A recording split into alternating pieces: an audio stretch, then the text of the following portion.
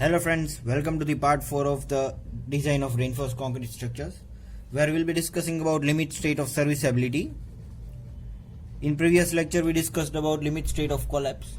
So here we'll be discussing this in detail. So let me read this. The serviceability limit state deals with the conditions such as deflection, cracking under service loads,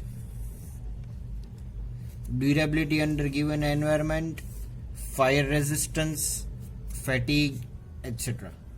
So these are some of the conditions which what we are dealing with in the serviceability criteria. Deflection, cracking under service load, durability under a given environment, fire resistance, fatigue, and many others.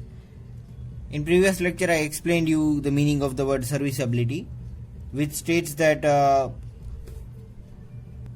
uncomfort which is created due to the excessive deflection, cracking, and many other factors where it is not necessary that the structure might fail, but it might not be comfortable for the people to live inside. But here the deflection and cracking are the two main things, and it is also explained in the Indian Standard Code. So first of all, if we talk about the deflection, it is discussed in Indian Standard Code IS 456-2000 on page number 37. The clause number will be given is 23.2.1. For any flexural member, length by depth ratio should not exceed the values given below. So IS 456 code has given some conditions which we need to fulfill in order to fulfill this deflection criteria. So length by depth ratio we have to discuss over here. Length to depth ratio, it should not exceed the given below values. Basic value of span of effective depth ratio for the span up to 10 meter. So if we talk about the spans of up to 10 meter, a cantilever beam should have this length to depth ratio of 7. That is, if the length is x and depth is y for cantilever beam, which is fixed at one end and free at another end, then x by y ratio should be not exceeding 7 as given here. For simply supported beam also, if this is x and this is y, these two are the supports, then 2x by y should not exceed this 20. Similarly, for continuous beam, which is having more than 2 supports, its length by depth ratio should not exceed 26. So see, we have not decided these values. It is already given in the Indian Standard Code 456-2007, and we have mentioned the page number, the clause number over here. So this becomes the criteria for deflection. But another thing which creates discomfort for serviceability criteria is cracking. So let us talk about the cracking also. Cracking.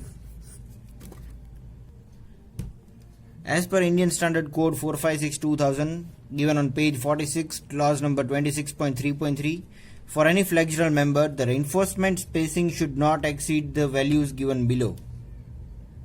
So here, in order to fulfill the cracking criteria, they have given us requirement for reinforcement spacing. So we are bound to use this spacing, or we can say we are not able to extend beyond some limits. Reinforcement. So if we talk about beams, the spacing should not exceed the values given in Indian Standard Code 456-2000 page table number 15, page number 46. So here the spacing which we mean is distance between the two main reinforcement, center to center distance.